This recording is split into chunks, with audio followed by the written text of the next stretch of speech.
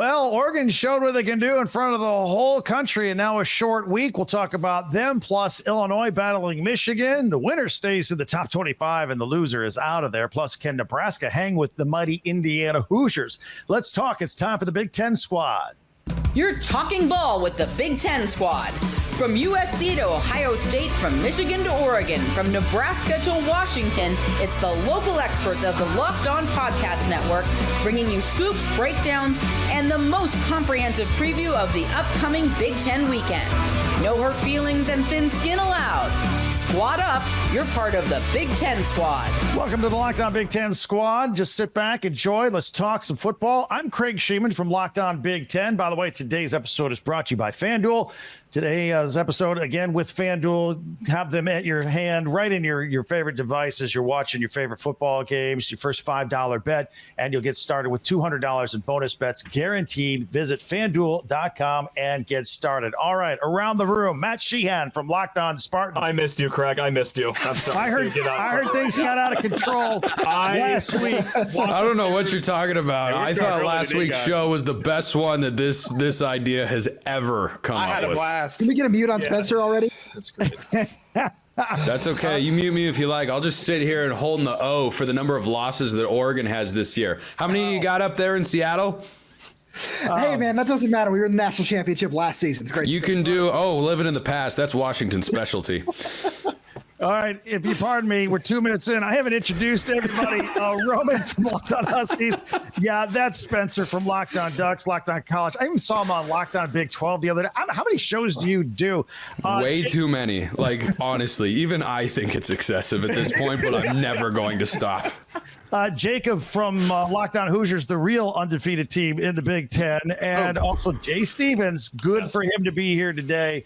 Locked On Buckeyes. All right. Against my better judgment, I'm going to open this up with Spencer and the Ducks and Jay with the Buckeyes before we look ahead to this week. Gentlemen, the floor is yours. I'd like to make a genuine statement off the top that I don't think anybody in the Big Ten is as good as Oregon or Ohio State. And if anyone would like to challenge me on that notion, he's probably sitting in that chair there because Indiana is 6-0. And you know what? Western Illinois is a tough.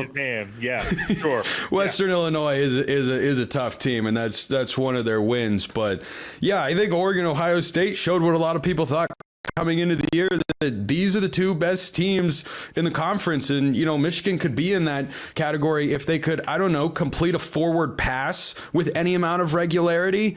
And they can't do that. So it was an awesome game. Probably the biggest win ever in Autzon's history, along with 2018 against Washington. This one probably bigger on a national scale.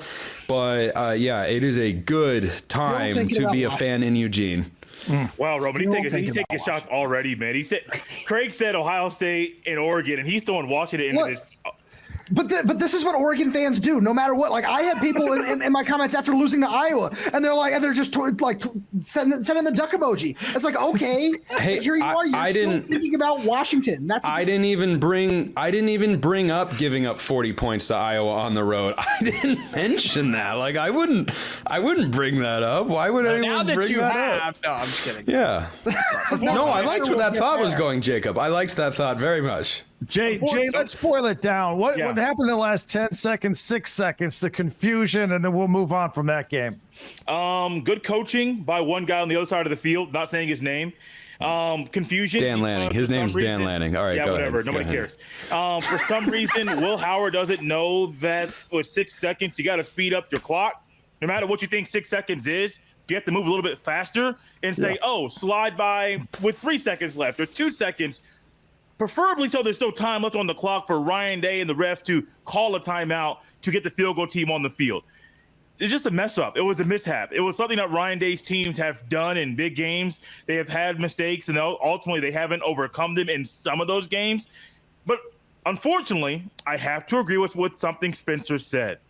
These are the best two teams in the Big Ten. And honestly, it's possible. I know Ohio State has one loss, but there's a chance down the road they could be 1-2 in the country. Ohio State has to go to Happy Valley. That'll probably be a Buckeyes win. It wouldn't shock me if down the road it's Oregon 1, it's Ohio State 2. I like it. I like it. Me too. I like that interpretation. You want that? I don't like it, but that's fine. Sorry, Jacob. Did you Indiana want 3. Indiana Did you want to? 3. Did you want to chime in? Is this going to be the year where Indiana was 6-0 and won a game in the Rose Bowl? Is that? Hey, wait a minute now. Let me jump in, because if Indiana gets by Nebraska, there's a likelihood better than zero that they could face Ohio State at 10-0. Am I right, Jacob? Absolutely, Roman. We're coming for you, Matt. We're coming for you, but we got to take care of Nebraska first. I'm not overlooking them, but it is in Bloomington, thankfully. So, no, it's an exciting time. We're coming off a bye week, and now we can talk about the Indiana Hoosiers again. Now that we play football, but the schedule not being overly difficult. Hey, I am admitting it and have since the beginning. I'm not trying to hide it. We got cupcakes like the Spartans, who have already moved on to basketball season. I'm just standing here. Hold on. I'm supposed to be enjoying today. All right. We're coming off a bye week. I'm surprised you came back. I really am. Over the weekend. Yeah. Came back. I'm surprised he's still alive. Wow. Look, guys. What happened exactly last week when I was gone? Rosy. A lot of meanness. First of all, It was a lot of darts. It was horrible. A lot of darts being thrown at Matt last week. It was pretty bad. There was a Kirk Cousins stray, and I think that sent Matt to the breaking point. I looked up Spencer's home address while we took a break during that first ad read. No, last week I spent the hour after the show wondering if we had an HR department here at Locked On. I had a few complaints to file, but nothing. But no, here Gosh, I hope we don't. Minding my own business, and now Jacob wants to come after the Spartans, we're going to be your first road game in a few weeks here. I don't know how you guys have skated by 8 straight home games to start the season. Does that give you any pause, even with Nebraska coming to town, or no? No. No, we're not worried about it. Leave then. Okay. No. Wait a minute, Matt and Jake, Yeah. you're all forgetting. Indiana did have a road game at Northwestern in that little bandbox stadium. Oh, they that had. doesn't And UCLA. And UCLA. That doesn't count either. Yeah, speaking of road environments that don't count, the UCLA Bruins. Hey, There are more people on this call than at that game. More people on this call. All right, Matt, just to follow up now, you've got the mighty Iowa Hawkeyes, who in their 4 wins are averaging 37 points a game. It used to be take the under in the Army-Navy game and any Iowa game. That's not true anymore. Roman, talk to me. How did that happen? How did 40 points happen? I don't even mean this disrespectfully. Okay. No. I get it. No, you didn't mean it that way. It just came off that way. That's how I talk. That's how I sound. Yeah, that's. Hey, Matt, you and I have done a show before. I know where you're coming from. It's coming from Spencer. I know it's a jab, so I get it. Yeah. But no, so 2 things: short fields and that man in the backfield named Caleb Johnson. Where I legitimately believe that if Ashton Jeanty wasn't doing what he was doing, that Caleb Johnson might be declared the best running back in the country. Watching that guy play was an absolute treat. I got to take my hat off to him. 188 total yards in that game, 3 touchdowns. And watching that guy play, that's a handful to defend. He's averaging 9 yards per carry with 8 guys in the box. He's out of this world good. Yeah, Jay was leaning in to make a comment there on that one. How did y'all let that happen? How? Oh, I thought you were about to step in and defend Quinshon Judkins and Travion Henderson. I'm not that stupid. Not that performance. Absolutely not. I am not going down that road. One guy got the ball ripped out of his hands, and the other one was dancing on a short yard situation. I'm not doing that. No. Yeah, Sounds like we are doing that. Well, and Roman, let's talk about it. You guys had a really impressive. You had a really impressive win against Michigan too. I thought we were trending in the right direction before the Iowa game. Craig, so did I. It all looked good. It felt like things were heading in the right direction. And then all of a sudden it's just – because I felt good about the game going into it. And then Iowa just did Iowa things after talking to our buddy Trent Condon and some other people. It was just, this is a pissed off Iowa team. And Did they do Iowa things? Because they scored 40 points. And statistically, that's not an Iowa thing. Not at all. Yes, Spencer, they ran the ball on basically every play. Cade McNamara threw 14 passes. So, yes, they did Iowa things. Did anyone see the greatest graphic in college football from the weekend? Sure did. Did everybody see it? Jacob hasn't seen it. There's a graphic that goes up when Cade McNamara throws a touchdown to the aforementioned Iowa running back, and it is his first Power 4 touchdown pass since 2021. Against Iowa, by the way. Against Iowa. Touchdown pass. Yes. Hey, you're on the wrong side of history, man. That's brutal. Yeah, you're just shaping up for next week. We're gonna. This is gonna be a different conversation next week. I'll work on it next week, man. It's going to be really embarrassing when Oregon loses to Purdue on Friday. Yes, it will. Oh, I can't wait for that either. 47-13. You heard it here first. Trap game. Yes. It is a trap game, 100%. Yep. All right, we are just getting warmed up here on the Big Ten squad. This is what we do. It just goes in this direction more and more every single week. Unfortunately. We will take a look at some other matchups. Half these guys are on bye week this week anyway. So we'll talk about other games like Michigan and Illinois and USC and Maryland, among some others. We'll get into all of it right here as we continue with the squad on Locked On Big Ten. Hey, NFL fans, I want to tell you about FanDuel. It's exciting enough watching games, but it's even better with FanDuel. For the rest of the NFL season, you get a big return on FanDuel, America's #1 sports book. So when you get a hunch in the middle of the game, you can check out the latest stats, view live play-by-play, and a whole bunch of stuff right on the same page where you make your bets. Plus, you can get started with $200 in bonus bets guaranteed when you place your first $5 bet. That's at FanDuel.com. By the way, Thursday night tonight, I like the Broncos -2 at the Saints. Sean Payton's homecoming to New Orleans. The number there's 37.5. I might go skosh over there, but that's all at FanDuel.com. Check it out, FanDuel.com. All right, we were turning on Locked On Big Ten squad here, getting ready for the big weekend, but some other games I want to talk to our guests about. First of all, Michigan and Illinois.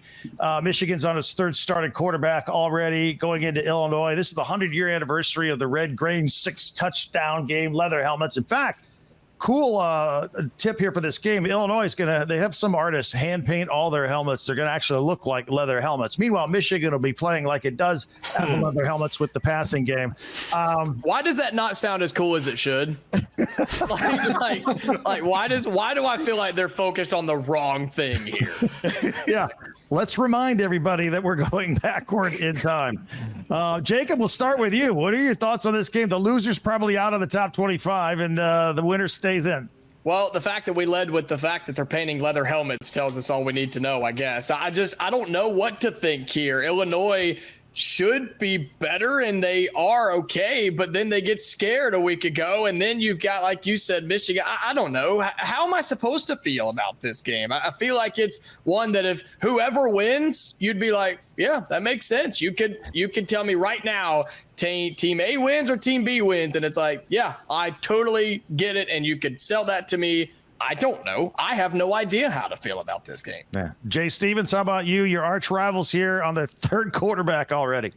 It should be expected. They didn't figure it out in the offseason. They're still trying to figure it out now. It's just what they're doing in Ann Arbor, and we're all still waiting for some type of punishment to come down from what happened with Stallion. So I have to throw it in there because I know Matt. Which one? Okay. Matt, I'm on your side here, buddy. I know that we're all waiting for. Let's say which one. Yeah, which penalty? Which penalty are you talking about? There's a few floating out there, right? All of them. Just to get all of them down at one time. They deserve it. No, this is a game where, like on the football field, I remember a couple of years ago, these two teams played in Champaign, and I walked away from that game saying Michigan should have lost that game. Illinois played really good physical ball. Just Michigan made more plays down the stretch. Illinois was not ready for that moment. I think in this game, Michigan should win, but it wouldn't shock me if they lost. I mean, there's a mess up there right now. What we're seeing on the football field isn't what I think anybody truly expected them to put out there. So it's weird. It's one of those weird games where it's kind of a toss-up and kind of a weird feeling too. Matt, you're the other rival for Michigan. How do you view them right now taking on Illinois? If Jack Tuttle, at the age of 25 years old, part of the 2018 recruiting class, loses this game, it should be mandatory that he goes to the nearest job fair within a 5-mile radius of Champaign, Illinois immediately. Son, you should be in your 4th year in the workforce right now. There is no reason you should be the third quarterback option and losing games to Illinois. So that's my take on the whole thing. Other than that, what a bizarre matchup we got here. One team's trying to stop their ship from sinking. The other one is trying to make sure that they didn't make that overtime game against Purdue, put them on fraud watch. I don't know. This is a fraud bowl of fraud bowls right now, and I cannot wait to just eat up this slop. Yeah. All right. Roman, what do you think? You got a good look at Michigan a couple of weeks ago. Yeah, I had the great displeasure of watching two of these three quarterbacks that you mentioned play. And it was somehow even uglier than I thought it was going to be watching them play quarterback. Also, by the way, Jay, apparently Connor Stallions was in the building to watch Michigan lose to Washington. So that was kind of beautiful. Appreciate seeing that. That was just a really nice touch after having to watch that real sob story Netflix documentary that oh, man. out there. Yeah. I felt so bad for him after that. Yeah. No, I like what Matt said here. The fraud bowl. It really is. Watching Illinois give up 49 points to Purdue. What are we doing here? That's tough. I don't care who wins. I don't care who loses after watching that. We got 2 votes for fraud bowl. Spencer, your thoughts on this one? Well, Here we go. Oh gosh. Showtime. Here we go. when I watch Illinois play football, I know they want to be a good team, but I feel like they can't mentally put on their big boy pants and just do it. You know? Like, did they beat Nebraska or did Nebraska beat Nebraska? Because when I watched that game, I thought, Nebraska can't get out of its own way. You missed a wide open 30-yard touchdown on third and then missed a field goal and allowed Illinois to stay around, or else Nebraska is undefeated. And I think the Cornhuskers were the better football team, just not all of the time. Now, when I watch Michigan, I know that people say when you drive down the highway and you see a car wreck, it's impossible to look away. This is more like a grease fire in a kitchen at the quarterback position, because a dumpster fire implies that it's contained to a specific area. A grease fire can spread elsewhere rapidly because it's all over the kitchen. And then the Joker, played by Heath Ledger, is coming in and throwing gasoline onto the fire, because the Michigan quarterback situation, oh, man. Isn't it a shame? It's just, it's such a bummer to see it. Yeah, I know that all 3 of you guys, 4 of you probably, knowing Jacob as I do, are just bummed out to see Michigan play like this. And like, I'm not crushed over it every single day. For me personally, though, I need them to try to find a way to continue to be ranked in the top 25. They're by no means a top 25 team. I need them to be ranked when they come to Bloomington, when we blast them, so it looks better for us. Yeah, and I don't know if they can do that, because it's not possible. It turns out, despite Michigan fans telling me otherwise this offseason, that everyone is just disrespecting them. If you don't have a capable quarterback, you have problems. And Michigan is learning that right now. And you know what? I respect Dave Portnoy for saying, I'll give you $3 million to go find someone, because this crap stinks. That's the problem with Michigan. Not enough available money, famously. that's gonna solve it. Smells like broke. Yeah, that's... Yeah. All right, Spencer, I'll start with you since you're kind of a West Coast guy, but USC got to go all the way to the East Coast to take on Maryland. USC's having trouble. They're losing games late. Minnesota, Penn State, Michigan. I even questioned, was that a big win for Penn State going out there? Because USC's not even ranked anymore. USC is the best bad football team in the land. This is not a bad football team, but they're 3-3, so they're kind of a bad football team, because situationally they haven't been exceptionally good, which maybe we should have expected more with a new defensive coordinator and a new quarterback, and they can improve going into next year. But it is a cliche for a lot of teams, but I don't think every team. USC is really close. They are genuinely really close. Michigan, they're a quarterback away at least. Mm-hmm. And they're at least a quarterback away, probably just a quarterback from being a good team again, but they're at least a quarterback away. USC just feels like they haven't been able to find the it factor. Like, they're a golfer who, when you look at their numbers throughout the course of the season, they're top 30 in every key metric, but they're not top 10 in any of them. So they don't have anything to lean on. Like, what does USC lean on to win games? Is it Miller Moss? He has flashes of being really good. He's a little inconsistent sometimes. Is it the defense? They're much improved. They're not quite ready to be great just yet. Are their special teams dynamite? Obviously not. And then Lincoln Riley didn't handle the clock very well in the end of the game against Penn State. So I do think it was a big win for Penn State. I'm not bullish. I don't know how you guys feel on the Nittany Lions. Like right now, Jay, Ohio State at Penn State. Give me the Buckeyes by 14. Yeah. Yeah, we can follow up on that thought, actually. Now, one thing I've noticed, I think Penn State's defense from the first couple of games of the year to now, I think they're starting to get themselves dialed in. I was a little worried about their secondary after Bowling Green when I had two receivers torch them for over 100 yards, but they're playing a lot better right now. So, I'm way looking forward to that Penn State Ohio State game coming up, Jay. Yeah, I'm looking forward to it too. It's another one of those tests where generally, most of the time, Penn State's the toughest game Ohio State plays as far as the matchup games, and then all of a sudden Oregon wants to join the Big Ten, and they're like, oh, we're here. No, but I do think that game is going to be one where Ohio State goes in and they take that loss to Oregon and they fix their issues. There's a few issues that Ohio State needs to fix if they want to win the conference. Just take him out of here, please. And Yes. Thank you so much. Wow. But Ohio State has things they need to fix. Ryan Day has to fix some things. Coaching as well. They got to fix some things with the rotations on the defensive line. But they have time to fix them. And you go in there at Happy Valley, it's going to be a loud crowd, and you go in there and win. That's a great way to show that you're fixing the things that were exposed in a big way on the national stage this past weekend. Can I say this about USC, though? Two things. One, how good does their win over LSU look, as they're now a top 10 team in the country? That's what I'm saying. Can we also just stop hyping up Lincoln Riley? You're saying they might be a quarterback away. Yes. I think USC is a head coach away. I think USC is a good, legitimate, Cincinnati smart. Away? Is it? Hold on. Is that what you said? Shut your mouth. You shut your mouth. Stop Turn it. this around. I'm sorry. No, Bad stop. connection over here. Okay. Wow. So Jacob, I'd push back on that because I was saying that Michigan is a quarterback away and USC is Close. missing a couple of different things. But to your point, they went toe-to-toe with LSU on the same field and beat them. Yeah, it was a close game. They could have lost, but they are legitimately 3 plays away from being unbeaten. Now, all those aren't going to go your way all of the time, but they could just as easily be a 1-loss team as they are currently a 3-loss team. And yeah, LSU is a pretty good squad, and they did go toe-to-toe and beat them on a neutral site. So I don't think that Lincoln Riley is a horrible coach all of a sudden. I don't think he's forgotten how to win football games.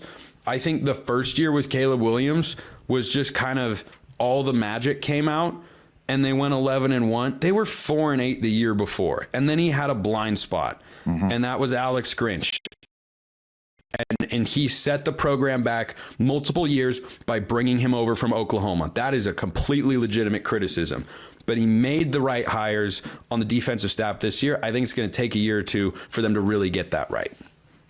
All right, very good. We're going to come back with a final word from our esteemed colleagues in just a moment. All that coming up as we continue with the squad on Locked On Big Ten.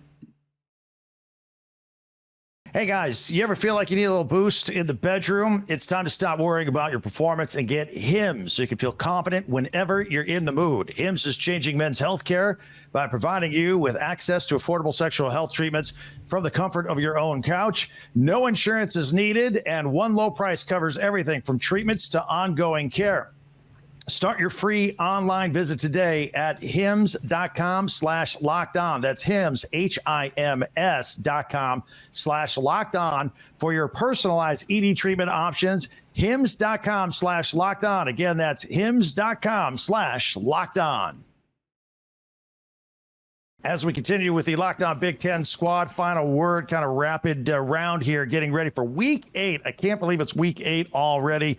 Matt, let's talk with you. You got your Spartans taking on Iowa. We talked about it earlier. Iowa's putting up points. Aiden Childs, a lot of talent, but also a bit of a turnover machine. That's what needs to get dialed in here. Your thoughts, your final thoughts on this weekend? A little scared, but still somewhat confident. Now, of course, we need Aiden Childs to be someone that he has not been all season. That is very secure with the football. But I think what we're going to see more this week is a little bit of quarterback runs. Make this game more 11-on-11. Handing the ball to the running back is not working. We haven't really used Aiden Childs' legs a lot this season. I think that's to preserve his health. In case of emergency, when you need a must-win homecoming win, break that glass, and yeah, Childs 10 carries plus. So confident, a little scared though, if that makes any sense. Roman, your thought? You got a bye. You got this up and down. You win against Michigan. You lose against Iowa. You're ready to move forward. Things to work on this week for Washington. And while you're here, why don't you give me your thought on Nebraska and Indiana, the other most interesting game on the schedule, other than the ones we've really talked about. Well, Craig, first thing, things to work on. Yes, it's a little bit of everything. Where the red zone offense has just been absolutely brutal. Washington's 99th in the country right now in points scored at just about 24 a game, even though they're top 30 in terms of total offense. So that's been extremely frustrating. The special teams haven't been great. Grady Gross has missed, I believe, 7 kicks over the last 3 or 4 weeks, which is tough. You want to see him work on that. It seems like it's... Boy, I tell you what, with a rate like that, he'll be an Oregon Duck in no time. Yeah, Spencer, I know you know a thing or two about missed kicks in Husky Stadium. Yes, yes. I have a lot of experience with missed kicks in big moments. It's not even limited to Husky Stadium, as a matter of fact. Oh, I know. I'm just saying that because I was on the field for the one last year. It's pretty awesome. Yeah. There goes Washington again. Back to the past. Let's talk about Look at that. I froze him. I had some words that I know I can't say on here. He was iced. He went full Biden. I'm trying to preserve my own job at this point in time. No, I want to see the red zone offense work on the special teams. The kick coverage has also been horrible. I'm really excited to watch this Nebraska-Indiana game because I really think that this is the best defense that Indiana will have seen so far this season. And I think despite what happened last week, Spencer, I think that's going to get taken up another level against Washington. That pass defense has been absolutely tremendous, best in the country so far, allowing 123 yards per game. So really curious to see what that looks like and what Kurt Cignetti can do, because I've been really impressed with him so far this year. All right, Spencer, since you were knocking Illinois last week, if Oregon doesn't score at least 50 on Purdue Friday night, then that's a loss in my book. Wow, that's a pretty high bar to live up to. But is there any more classic emotional letdown trap game spot than this one? Like, yes, one of the game where is there a bigger trap game spot in all of college football? Georgia, and then losing to Vanderbilt. Okay. That would never happen though. Like that's Vanderbilt's better than Purdue. Get real. Okay, valid point. Valid point. The second biggest spot for a letdown is right here because you play one of the biggest regular season games in the history of Oregon football. You win in thrilling fashion. It's a big television audience. Your fans rush the field. You beat Ohio State. You're now the favorites in the Big Ten. And then you go on a Friday night on the road, short week, no bye beforehand, to Purdue, where great teams have gone to die before. Yeah, that's the only thing I'm worried about with Oregon is, do you have the ability to rise above that? Because it sounds simple, but great teams have gone on the road in spots where they shouldn't struggle, and they have done so. So, yeah, Oregon can't show me as much as they did against Ohio State last week, but they can show me something if they go to West Lafayette and have no issues and win, 38-10, then I'll feel really good because that'll be a credit to Dan Lanning and his staff for getting the guys ready. All right. And by the way, you must have intimidated Jay with all that Oregon. He's gone. He left. Yeah. He couldn't handle the duck. All right. Jay. Wait, can I say one more thing quickly? No. Oh boy. Probably not quick. I talked about this yesterday on That was so good. That was very good. That was very good. I talked about this on Locked On Ducks yesterday. Dan Lanning is changing college football with his analysis of the NCAA rule books, and I'm so here for it. I'm so here for it. It is the funniest thing I have ever talked about on my show. The Dan Lanning rule has now been created. Yes, 100%. They're going to probably make the change. And guess what? I think they should make the change because you shouldn't be able to do that. But since you were able to, well, yeah, go for it. Are we going to call it the Oregon rule, the Lanning rule? It's got to be the Lanning rule. I mean, he was holding back an ear-to-ear grin when he got asked about it in his Monday presser. And he just kind of has this like Mona Lisa smile, but you can see on his face he wants to just go full Belichick smirk like, All right, Jacob, final word. The biggest game of the weekend, as far as I'm concerned. Big noon Saturday, Nebraska coming to Bloomington. How do you see it? Really looking forward to it, man. It's a sellout, which if you know anything about Indiana football, that's not a given. It's not a given. So thank you. Appreciate that. Yeah, that the big biggest achievement of the year? To this point, yeah, it is.